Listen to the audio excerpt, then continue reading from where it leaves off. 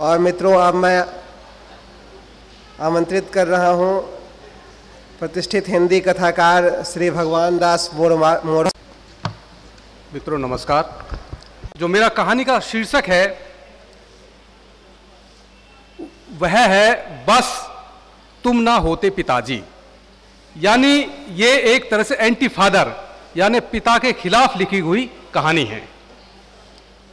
अब ये कहानी उस पर कहाँ तक खरी उतरती है ये आप जो श्रोता हैं वो तय करेंगे। तो मैं शुरू करता हूँ अपनी कहानी बस तुम ना होते पिताजी। चौथी बरसी थी पिछले माह, यानी पिताजी को गुजरे पूरे 4 साल हो चुके हैं। हर बरसी के कुछ दिनों बाद अगली बरसी जैसे जैसे नजदीक आने लगती है उसे लगता जैसे दीवार पर चिपके हुए मटमैले चित्र से बासी गेंदे के फूलों से घिरे पिताजी के चेहरे की मुस्कुराहट और तीखी होने लगती है। और ठीक बरसी वाले दिन तो पिताजी का यही चेहरा अट्ठास तथा ठहाके लगाते हुए इस कदर विभत्स हो उठता कि मारे भय के उसकी नसों में दौड़ता रक्त ठंडा पड़ने लगता। अभी तक वह इस रहस्य को नहीं समझ पाया है कि जीते जागते चेहरों की तरह दीवार पर चिपके चित्रों के चेहरों पर झुर्रियां क्यों नहीं पड़ती, बल्कि उसे लगता है जैसे जैसे जगह से उखड़ चुकी पिताजी की तस्वीर बूढ़ी होने के बजाय साल दर साल अपनी युवावस्था की ओर वापस उल्टे पांव दौड़ रही है। अगर आज पिताजी जिंदा होते तो जरूर ही उनका चेहरा या तो काफी हद तक झुर्रियों से पट चुका होता या फिर आधे से ज्यादा दांत गिर चुके होते।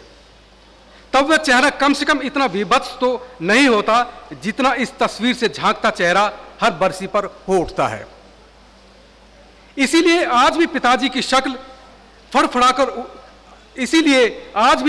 शक्ल जैसे ही उसके मस्तिष्क में उभरती है वैसे व्याकरण के पन्ने एकाएक फड़फड़ाकर उलटने लग जाते हैं और संज्ञा तथा सवर नाम उसकी आंखों के सामने तनकर खड़े हो जाते हैं कि क्या यही परिभाषा होती है एक पिता की।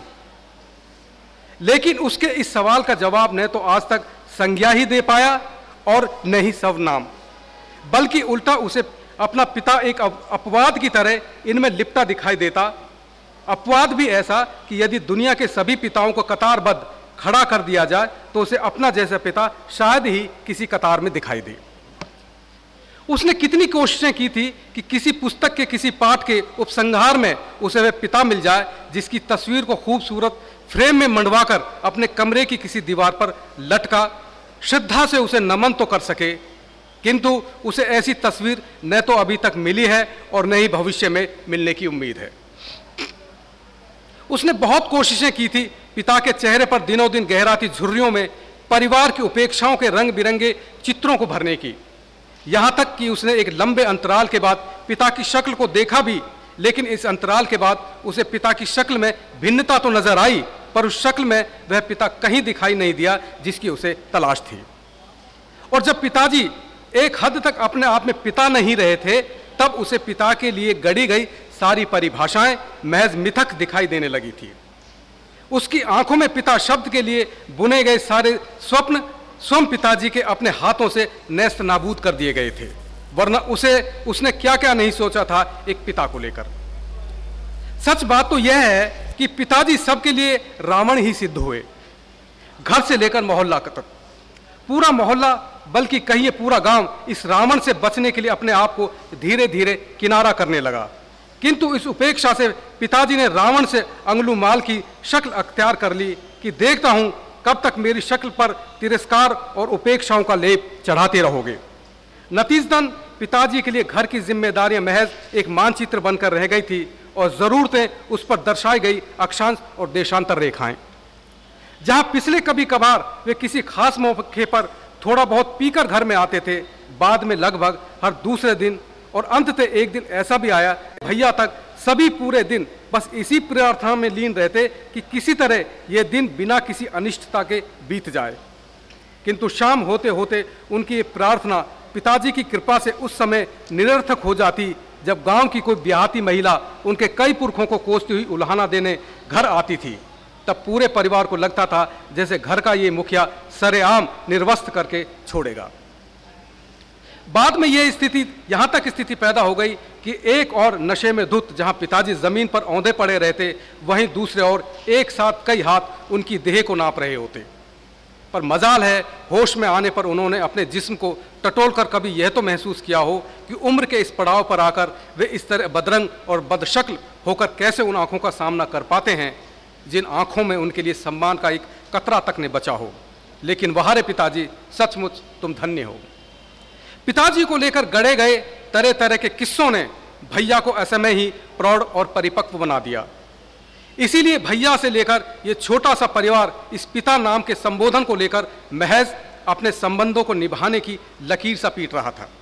उस समय तो खौफ समा गया था सबकी आंखों में कि पता नहीं कब किस मर्यादा की दीवार फांद कर वे अपने परिवार के चेहरे पर एक और बदरंग टुकड़ा चस्पा कर दें।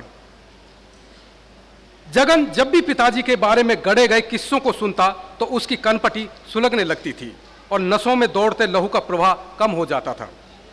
किंतु अगले ही क्षण उनका मन उनकी सुरक्षा के लिए न जाने कहां से लानत मलामत जैसे कमजोर शब्दों को खोजकर उसके समक्ष लाकर खड़ा कर देता था। और तब जगन को लगता था जैसे उसकी सुलगती कनपटी पर किसी ने बर्फ के टुकड़े रख दिए हों। तब जगन को लगता था जैसे संज्ञा और सर्वनाम नपुंसक हो गए हैं। पिताजी में एकाएक हुए इस गुणात्मक परिवर्तन ने जगन के अंदर अपने घर के प्रति पल्लवित मोह की टहनियों को झुलसा दिया था। शायद यही वजह थी कि घर जाने के फासले सप्ताह और महीनों के बाद साल में बदलते चले गए। वह जब भी गांव जाता तो रास्ते में जितने भी चेहरे मिलते उन पर पिताजी को लेकर सिवाय शिकायत की अर्जियों के और कुछ नहीं होता था। इन अर्जियों को पढ़ते ही जगन को गांव आने का प्रयोजन निरर्थक लगने लगता था। किंतु जैसे ही उसके कदम घर की देहरी पर पड़ते तब उसे लगता मानो मुद्दत से बंद किसी कमरे की खिड़कियों को और रोशनदानों को खोल दिया हो। माँ, भैया, भाभी, यहाँ तक कि उनके बच्चों के चेहरे तो ऐसे खिल उठते थे जैसे सुबह के सूरज ने अपनी रोशनी पोत दी हो। और जैसे जैसे जगन का चेहरा घर में पुराना पड़ने लगता, वैसे वैसे अवसाद पहले की तरह उनके बीच पसरना शुरू हो जाता। तब लगता था जैसे अपनत और स्नेह की लकीरें धुंधली पड़ने लगी हैं। पिछली बार जब वह घर आया था तो उसने एक छोटे बेटे की तरह एक पिता से प्रार्थना के स्वर में कहा था, पिताजी, आपको कुछ तो सोचना चाहिए, आखिर घर की भी मान मर्यादा होती है कुछ। जगन की प्रार्थना के बदले में पिताजी की सुर्ख आंखों और चेहरे की उभरी हड्डियों से दंभ जैसे आशीर्वचन के रूप में फुफकारते हुए फूटा था, किसी की कमाई की नहीं पीता हूं, तो फिर अपनी ही मान मर्यादा का ख्याल रखो। मान मर्यादा का ख्याल तुझे अब आया, जब नहीं आया जब पूरा गांव मुझे कहता था कि मैं 2-2 सपूतों के होते हुए भी अपनी हड्डियां तुड़वा रहा हूं। आपसे कौन कहता है हड्डियां तुड़वाने के लिए? मजे से रहो, बस बंद कर अपनी बकवास। किसी की और के आगे जाके पिलाना अपना ये भाषण। मैं नहीं फिक्र करता किसी की, जब तक ये हाथ पांव सही सलामत है। ये तो यार ऐसे ही मजा लेगा, जिससे जो करा जाए। बस बंद कर अपनी बकवास, किसी और के आगे जाके पिलाना अपना ये भाषण। इतना कहकर पिताजी बड़बड़ाते हुए बाहर निकल गए। इस दौरान सब के सब पत्थर बने खड़े रहे। मजाल है किसी ने एक बार भी जगन की बात में बस हाथों हाँ मिलाई हो। हाँ, इतना अवश्य था कि बेशक किसी के होठों से कोई शब्द नहीं फूटा था, लेकिन जगन को उस दिन पहली बार लगा था कि सबकी आंखों में विद्रोह की कोंपलें फूट आई हैं। उस दिन उसे ऐसा लगा था जैसे उनके भीतर पिताजी के प्रति सम्मान और श्रद्धा के स्रोत जैसे सूखने शुरू हो गए थे। महीना भर से ज्यादा हो गया था जगन को गांव से आए हुए, किंतु रह कर पिताजी का चेहरा गाहे बगाहे उसके अवचेतन में उभर आता था। एक अजीब सा डर और तरह तरह की आशंकाएं उसे किसी अनिश्चितता के प्रति आगाह करने लगी थी। अब शायद आएगी लाइट। दूसरा महीना खत्म होते ही भैया का पोस्ट कार्ड जगन के हाथों में था। ये उन दिनों की बात थी जब मोबाइल नहीं था, जब इंटरनेट नहीं था। ये पहली बार हुआ था कि जहां इससे पहले उसके आते ही सबके चेहरों पर ताजगी मुस्कुरा उठती थी, वहां इस बार उसके आने पर किसी तरह का उत्साह तो क्या, कोई सुगबुगाहट तक न थी। पिता के डर ने पूरे घर को उत्साह विहीन कर उसमें अपनी मर्जी की कीलें ठोक दी थी। सबकी आंखों में विद्रोह और उकताहट के श्लोक साफ पढ़े जा सकते थे उस समय। जगन ने पिताजी के पैर छूते हुए चरण स्पर्श किया तो उन्होंने अपने पैर सिकोड़ लिए थे। जब जगन ने खारे कुएं वाली जमीन के संबंध में बात करनी चाहिए तब वे उठकर ही चले गए। जगन ने शाम को अंतिम बार, चाहे तो इसे चेतावनी कहिए या फिर आखिरी प्रयास करते हुए कहा था, पिताजी मैं आपसे अंतिम बार कह रहा हूं, नहीं तो क्या करेगा तू? जगन का पूरा वाक्य सुने बगैर ही पिताजी ने उल्टा सवाल कर दिया था, करूंगा क्या? मैं यहां आना ही छोड़ दूंगा, फिर आप जाने और आपका काम। नहीं आएगा तो कौन से पहाड़ टूट पड़ेगा मेरे ऊपर? तेरे न आने से क्या मुझे कंधे देने वाले ना मिलेंगे? और फिर कौन सा तू मेरी चोटी में तेल घालेगा? आना है तो आजा, नहीं तो नहीं सही। पिताजी आप तो हर बार का दूसरा मतलब निकालते हैं। आप क्यों नहीं सोचते हैं कि आपकी वजह से पूरे गांव में लोग हमें क्या क्या कहते हैं? इस बार अनु ने मिश्रित प्रार्थना की थी जैसे जगन ने। देख रहे, इससे तेरी सेहत पर कोई फर्क नहीं पड़ रहा है। अरे नाक कटेगी तो मेरी ही न, और सुन, जब मैं मरूं ने तो मत आना मुझे कंधे देने। उनके बाहर जाते ही घर में सन्नाटा छा गया। जगन को पूरा यकीन हो गया कि यह निष्ठुर पिता अब इस घर की दीवार से एक एक ईंट निकाल कर ही दम लेगा। सचमुच इसके बाद जगन महीनों नहीं गया गांव। उसने अपने कहे की एक ऐसी लकीर खींच ली थी अपने चारों ओर की, चाहते हुए भी उसके पैर जब जब उसे लांघने के लिए आगे बढ़ते तब तब उसने अपना ही निर्णय अपने सामने खड़ा पाया। लेकिन यह लकीर ज्यादा दिनों तक अवरोधक का काम नहीं कर सकी थी। उसके गांव ने जाने का निर्णय उस दिन ध्वस्त हो गया था जिस दिन उसे भैया का ये अंतिम पत्र मिला था। ये पत्र केवल पत्र नहीं था बल्कि मनुहार करती एक अर्जी थी। ठीक है तुम मत आओ, लेकिन मैंने, तेरी भाभी ने और बच्चों ने ऐसा कौन सा अपराध किया है जो तेरी शक्ल तक के लिए हम लोग तरस रहे हैं। पत्र के अंत तक पहुंचते पहुंचते जगन की आंखें भर आई थी, बल्कि कहना होगा कि पिताजी के प्रति नफरत की तपिश गालों पर उतर आई थी कि एक पिता के कारण छोटे से परिवार में फासलों के कितने अवरोधक खड़े हो गए हैं। और अगले ही दिन जगन अपने निर्णय की रेखा को लांग गांव पहुंच गया था। गांव पहुंचने पर इस बार जगन ने देखा था कि पिताजी को छोड़कर बाकी सबके चेहरों पर बेचारगी और विनय के अनेक दोहे थे, जिनकी भाषा तो उसने पढ़ ली थी और उनका अर्थ भी वह समझ गया था, किंतु चाहते हुए भी वह उनकी व्याख्या नहीं कर पाया था। उसे लगा जैसे भाभी उससे कुछ कहना चाहती थी, मगर वह किसी एकांत की तलाश में थी।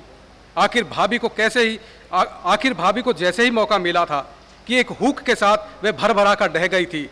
देवर जी तुम तो यहाँ से पीछा छुड़ा के चले गए और हमें छोड़ गए इस नरक में। कहते कहते भाभी की आंखों में से रुका हुआ आंसुओं का सैलाब बह निकला था। भाभी क्या हुआ, बता तो सही। जगन हैरान परेशान कि आखिर हुआ क्या। छोड़ो भी देवर जी, खामखा जग हंसाई होगी। भाभी तुम्हें मेरी सौ है, बता तो सही आखिर बात क्या है। देवर जी बताते हुए भी बहुत शर्म आ रही है, बस ना पूछो तो ठीक है। भाभी एक बार बोल तो सही। इस बार जगन झल्ला उठा था। देवर जी कहते कहते रुक गई। भाभी बात क्या है, बता तो सही। लगभग रोते हुए बोली भाभी, पिताजी ने एक दिन मेरी छाती पे अपना हाथ, इतना कहकर भाभी ने भागते हुए अपना मुंह अपने हाथों में छिपा लिया था और भीतर कमरे में चली गई थी। भाभी की बात सुनते जगन की आंखों में जैसे खून टपकने लगा था। उसे अब इस वक्त इस बात में किसी तरह की गुंजाइश नहीं बची थी कि यह पिता नाम का शख्स उसके आगे पीछियों की पीढ़ियों पर इतने दाग लगा देगा कि जिन्हें धोने में पता नहीं कितनी सदियां बीत जाएं। कुछ देर बाद जगन को भैया दिखे तो उसके भीतर धधक रहा लावा फूट पड़ा था। भैया इतना कुछ हो गया और मुझे खबर तक नहीं की। अरे नहीं, पिताजी रोज की तरह नशे में थे तो सो लग गया होगा कहीं हाथ, और फिर ये तो 5-6 महीने पहले की बात है। अब क्यों गड़े मुर्दे उखाड़ रही है ये। अरे घर की बात है, घर में ही रहे तो अच्छा है। देवर जी छोड़ो भी, अपने घर की इज्जत पे बाहर की कीचड़ क्यों उछलवाते हो। भैया की बात पर भाभी ने कमरे से बाहर निकलते हुए पल्लू से आंसू पोंछते हुए कहा था। जगन को भी लगा था शायद भाभी ज्यादा सही कह रही थी, इसलिए वह चुप्पी लगा गया। यह पहला मौका था जब जगन ने गांव छोड़ते समय पिताजी के पैर नहीं छुए थे। उस दिन पहली बार उसे इस रिश्ते की परछाई से घिनसी होने लगी थी। पहली बार उस दिन उसे अपना पिता सचमुच का अंगुलीमाल दिखाई दिया था, और उस दिन पहली बार जगन ने इस रिश्ते से मुक्ति पाने के लिए मन ही मन ढेर सारी प्रार्थनाएं कर डाली थी। गांव से आने के बाद जगन कई दिनों तक बेचैन रहा था। कई रात भयानक सपनों को देखा था उसने। इतने भयानक की नींद उचटने के बाद भी एक आकृति जैसे अंधेरे में उसके सामने खड़ी है। इसी बेचैनी में कितने फैसलों के पास जाते जाते उसका मन ठिठक गया था, पता नहीं। हाँ, चलते वक्त उसने ये अवश्य महसूस किया था कि पिताजी अंदर से इतने खोखले हो चुके हैं कि अचानक दिन खबर आएगी कि पिताजी नहीं रहे। और जब फिर एक दिन घर से बैरंग चिट्ठी आई कि पिताजी की हालत बेहद खराब है, तुरंत चले आओ, तो पल भर के लिए जगन को लगा मानो यमराज के कानों तक उसकी प्रार्थना के शब्द पहुंच गए हैं। किंतु अगले ही पल उसे अपने प्रति आत्मग्लानि भी महसूस हुई कि एक पिता के प्रति वह भी जब जब जीवित हो तब इतना कठोर सोचना क्या शास्त्र सम्मत है। जगन ने उसी दिन अवकाश के लिए कार्यालय में अर्जी दी थी और अगली सुबह वह घर के लिए पत्नी समेत रवाना हो गया था।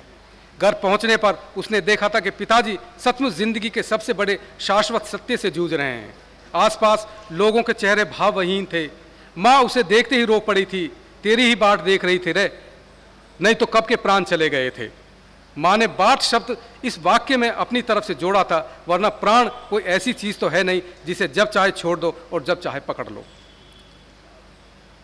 माँ के इस वाक्य के बाद किसी के होठों से संवादों के लिए शब्द नहीं फूटे थे, और जो रह रहकर बीच में फूट भी रहे थे बस माँ के शब्द थे।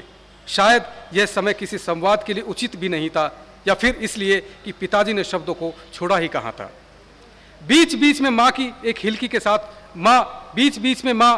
के साथ रो लेती थी। रात के करीब 11 बजे पिताजी के इस दुनिया से चले जाने की खबर सबके कानों में पड़ चुकी थी, लेकिन इसकी पुष्टि तभी हुई जब माँ ने पिताजी को एकदम निर्जीव और निस्पंद देखा। माँ ने पिताजी की कलाई पर अंगुली रखकर देखा तो एक पल की खामोशी के बाद वह दहाड़ मारकर रो पड़ी थी। आधी रात के आसपास इस विलाप ने सभी पड़ोसियों को बता दिया था कि पिताजी सचमुच अब इस दुनिया से सदा के लिए कूच कर गए हैं। पिताजी की पार्थिव काया रात भर सुबह होने के इंतजार में चद्दर से ढकी रही। अल सुबह उनके गुजरने की खबर पूरे गांव में फैल गई थी। अंतिम संस्कार के लिए वे लोग भी अपने हाथों में उपले और लकड़ी लिए एकत्रित हो गए थे, जो प्राय पिताजी को देखते ही अपना रास्ता बदल लिया करते थे। अंतिम संस्कार के समय जैसा कि अक्सर होता है, बुराइयों को जज्ब कर केवल अच्छाइयों का बखान होता है। पिताजी के अंतिम संस्कार के समय भी ठीक ऐसा ही हुआ। उनका व्यक्तित्व पुराण बाकायदे लोगों के बीच इधर से उधर इठलाता हुआ घूमता रहा। जो लोग पिताजी के रहते हुए रात दिन उनके इस धरती से उठ जाने के लिए मन्नतें मांगते थे, वे ही उस दिन न जाने कहाँ से शोधार्थियों की भांति उनके कारनामों का बखान कर रहे थे। पूरे 1 महीने बाद जिस दिन जगन पत्नी को लेकर गांव से लौटने लगा था, तो उस दिन माँ का बुरा हाल था। जगन भी नहीं रोक पाया था अपने आप को। उसकी आंखें छलछला आई थी, एक पिता के लिए नहीं, उस माँ के लिए जिसके रोने में वह इसलिए पूरी तरह शरीक नहीं हो सका था क्योंकि पिताजी ने माँ को एक पत्नी का दर्जा जिस रूप में दे रखा था वह मानवीय रिश्तों के नाम पर महज एक बेईमानी थी। भैया की आंखों में तो साफ लिखा था कि कमबख्त अब तो किससे शिकायत और मान मनुहार करने के लिए दौड़ा आया करेगा। पत्नी को बस स्टॉप से ऑटो में बिठाकर वह सीधा दफ्तर चला गया था ताकि एक दिन की छुट्टी बच जाए। पूरे दिन दफ्तर में जगन घर की यादों में डूबा रहा। बीच बीच में कोई सहयोगी आकर संवेदना के 2-4 शब्द प्रकट कर पुरानी यादों को फिर से कुरेद कर अपनी सीट पर जा बैठता। दिन काटना मुश्किल हो गया था उसके लिए, इसीलिए वह दफ्तर से थोड़ा जल्दी निकल पड़ा था घर के लिए। घर आकर देखा कि दरवाजे पर साइकिल चढ़ी हुई है। लगता है पत्नी पड़ोस में किसी के यहाँ गई हुई है। उसने साइकिल की ओर हाथ बढ़ाया ही था कि पीछे से पत्नी भी आ गई। अंदर आते ही पत्नी ने पानी का गिलास पकड़ाया। पानी पीने के बाद जगन कपड़े बदलने के लिए खड़ा हो गया। पैंट उतारने के बाद जब वह कमीज उतारने लगा कि सहसा उसकी निगाह बाईं ओर की दीवार पर पड़ी तो वह चौंक सा गया। एकाएक पुरानी स्मृतियों ने उसे फिर धर दबोचा। उसे लगा जैसे अल्कोहल का तीखा भभूका पूरे कमरे में भर गया है। दीवार पर चिपकी हुई पुरानी तस्वीर और उस पर पड़ी हुई गेंदे की माला से झांकते पिताजी के चेहरे की ओर देखते हुए जगन ने पत्नी से पूछा था, ये फोटो तुम्हें किसने दी है? किसी ने नहीं, अम्मा की संदूक में रखी थी, सो सोचा साथ ले चलूं, पिताजी की याद तो बनी रहेगी। एक यही निशानी तो बची है उनकी। पत्नी ने निर्विकार भाव से बिना किसी भूमिका के अपनी भावना उड़ेल दी थी जगन के सामने। पत्नी का जवाब सुनकर जगन को लगा कि महज पिताजी का इस दुनिया से चले जाना अकेला शाश्वत नहीं है, बल्कि और भी ऐसे सत्य हैं जिनकी या तो उसे जानकारी नहीं है या फिर वह जानबूझकर उन्हें अनदेखा कर रहा है। उसे लगा था धीरे धीरे जैसे उसकी कनपटी तपने लगी है, नसों में रक्त का प्रवाह कम होने लगा है और उधर दीवार पर लटकी गेंदे की माला के बीच झांकता पिताजी का चेहरा उसकी नासमझी पर मंद मंद मुस्कुरा रहा है। धन्यवाद। तो अब मैं इस सत्र के अंतिम कहानीकार श्रीमती बीना विश्वास जी को आमंत्रित कर रहा हूं। उनके Thank you, Devesh. Good evening, audience, and my dear friends sitting in the audience. My two collection of short stories are Tales of Missing Shoe and Other Stories, and Breeze in the Old Building and Other Stories. I am going to read one story from Breeze in the Old Building. And before that, I would like to talk about my stories. They basically stem from my experience. From childhood, I have thought and felt deeply about things and suffered with all who suffer. And the need to express this finally burst forth into stories and poems after my precious exposure to Tagore. When I started to write stories, I quickly found story writing a fascinating form, and my reading also helped me to progress very quickly. I would not be lying if I say my stories are drawn not only from my experience, travels, and reading, but also from a fertile world of feminine imagination. And the story I am going to read is an attempt at humor in the R.K. Narayana mode. My obituary. It all started with the morning newspaper. Ah, this is me, I shrieked, seeing a snap of mine in today's newspaper. My death is reported in the obituary. So I presume I am dead. But if I died yesterday, then how is it that I am alive today? Whatever it is, reading one's own obit feels quite funny and painful. I need to investigate my death. If I was alive when I slept last night, then when did I die? If I had died last night, then how am I alive now, in the morning today? Reading the newspaper, squinting, my eyes on the death column says, Sri Murugan Iyer, 26, son of Sri Shivaganeshan Iyer, left for his heavenly abode on this day, this month, and this year. May his soul rest in peace. I called up the newspaper office, and a sleepy voice answered. Good morning, the Hindu newspaper. Hello, this is Murugan from East Annanagar. I want to speak to the manager, please. Please hold on, sir. May I know the purpose of your call?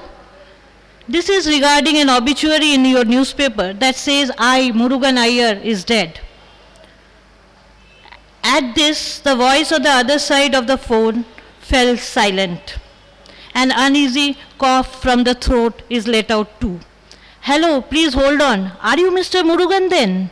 Yes, very much. I am the one who has been reported dead in the obit column in your paper. You? Then you are not dead? Of course not. Then who do you think is talking to you? So sorry, sir, came the quick apology. Sorry for what? For my being alive or dead? I felt amused now. Sorry to know that you are not dead. I mean you are alive and mistakenly reported dead. I see. You are sorry that I am alive and ticking, right? I tried to scare the girl. No, sir. Now what do you want us to do? You need to investigate it and tell me whether I am dead or alive, since the Hindu has announced my death to its readers.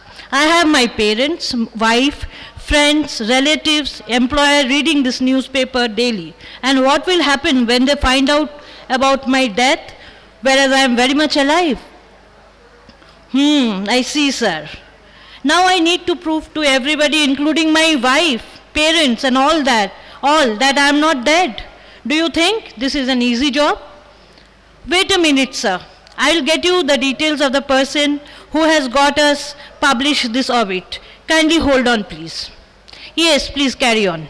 I replied while trying to think of the other days when I generally spare 5 minutes in the morning daily reading each and every obit reported in the paper. I always read this as a part of my habit. I read each detail like name, date of birth, date of death, the names of the sons or the daughters, sons-in-law, daughters-in-law, grandsons, or the company that mourns the death of its employee, and then look at the photo carefully to imagine what the dead person must have been like. I generally feel very sad seeing young persons or children's photos in the obit. I feel sad thinking how precious a life has been cut short by the cruel hands of death. Again, if the photo and the information show the person was old enough to die, then I tell and console myself saying, fine to die with dignity without harassing the near and dear ones. Sometimes this thought accompanied with the photo haunts me for quite a long time. While sitting in the bus near the window, the face would reappear and I would start thinking elaborately about it. I more or less attribute causes to the death on my own, depending totally on the photograph and the birth and the death dates. I calculate the age immediately and then let my imagination draw the conclusions. If it is a child, then the likely causes of death I grant as sickness or some chronic disease or inhuman beatings by some elder at home or in their schools, or death by drowning in water, or sometimes while crossing the road. I get annoyed at the ones who publish these obits without even bothering about the readers. Why do they not tell us about the reason of their deaths? If it is a young girl or a woman, again after calculating the number of years lived in between the birth and the death, I proceed on other probabilities. All must have been and must not have been come rushing to my head. The girl's or woman's face would leave some peculiar worries on me. Was she happy with her husband? Was she treated well by her in-laws? Or if the young girl had any boyfriend, then how is he taking her death? Such typical questions would bother me so much that sometimes I will take a vow not to read the obituaries at all from the next day. But I always fail. The moment I finish reading the headlines, I turn to page 6 while pretending not to read the obits. I steal glances at them and finally land up reading the whole thing through the sidelong glance only. The day next to a national holiday when the newspaper does not come, I feel particularly jittery. I start pitying the dead ones who go unpublished. It becomes such an obsession that I start cursing them for not dying a day earlier. Hello, sir. Mr. Murugan, please listen. Sir, are you there online? Are you there, sir? The operator's yell brought me back to her, and I said, yes, please, tell me, what is it all about? Sir, the obit says, Sri Murugan Iyer, 26, son of Sri Shiva Ganeshan Iyer, left for his heavenly abode on this day, this month, and this year. May his soul rest in peace. Is this the one you are talking about? Yes, that's right. Sri Murugan Iyer is me only, I say in an exasperated voice. Sir, yes, I understand, but the problem is that the obituary has not yet been published. It was sent to us by post in a sealed envelope without any sender's address. Generally, we don't publish such news if it is not authentic and verified. Then you mean to say I have not died? The obituary that I read in today's Hindu is not about my death, and it is unpublished unpublished too at the same time. I said, unable to hide the panic from my voice. Yes, sir, absolutely. Then, how do I read it in today's newspaper on page number 6? I'm sorry, sir, you are probably reading our Bengaluru edition. Our Bengaluru office confirmed about the obituary item to us just now. A clever fib. Oh my God, now this is again something very disturbing. I died here in Chennai and the obituary is published in Bengaluru. Madam, please tell me now, where did I die actually? Sir, I'm sorry. I cannot be of any help to you at this moment. You need to tell us that yourself, and we will publish a corrigendum tomorrow. I mean, we will correct the place of death tomorrow. I hope this will solve the problem. I can for sure tell you that I did not die in Bengaluru, for I live here in Chennai. Yes, sir, that I know, and I offer my apologies for the mistake that we committed by publishing an obit in your name, and that too the place of death is shown as Bengaluru, said the girl in a husky voice. At this, I felt silent. I thanked her politely and hung up the phone. This time I failed badly at playing my pranks, since the lady in the newspaper office outmaneuvered me through her wit and extreme presence of mind. Thank you. और मित्रों, अब मैं professor Anil Kumar बोरो जी को आमंत्रित कर रहा हूं उनके अध्यक्षीय वक्तव्य के लिए.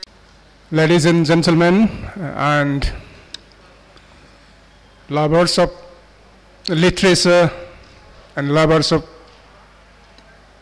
short stories who have gathered here on the occasion of Purvottari, Northeastern and Northern writers meet that coincide the Academy Annual Festival of Letters. I congratulate the story readers who have presented their beautiful stories, very interesting stories in their own capacities, presenting the stories located in different locales, different settings. In the first story, we have listened to an Assamese short story in English translation where Jayanta Madhav Bora has brought in everything. He has brought in the epic and mythic images, the tradition of Bhavna, and the current situation, terrorism, bombing, and the troubles that a very middle class, low middle class family have to suffer after the death of the only person who earns in the family. And he goes on to interpret and reinterpret the meaning of the word Ravana through the epical and mythical character and the character presented in the Assamese Bhavna theater, and then who are the contemporary Ravanas. So different interpretations through this, through the very short span of the short story. Next, we listen to an interesting story from Manipur, set in the local and setting of Manipur town, Manipur city in Manipur. Of course, it is presented in the style of a romance. It begins like a very present-day contemporary story, but the way it goes on and ends, it reads very much like a romance. And then we listen to a story, interesting story by Bhagavan Das Manwalji in Hindi. It's an interesting story that tries to take us, bring us insight into the relation, the eternal relation between the parents, the father and the sons, father and the son. Theorists and psychoanalysts like Freud has so many interpretations about father-son rivalry. Without going into those theories, he has presented an interesting reinterpretation of the father-son relation. And finally, in the story, the English story by Bina Biswas, we have listened to a completely story with a different style, with a different theme, and we enjoyed the story. I thank all the presenters, all the storytellers, and the audience. Thank you.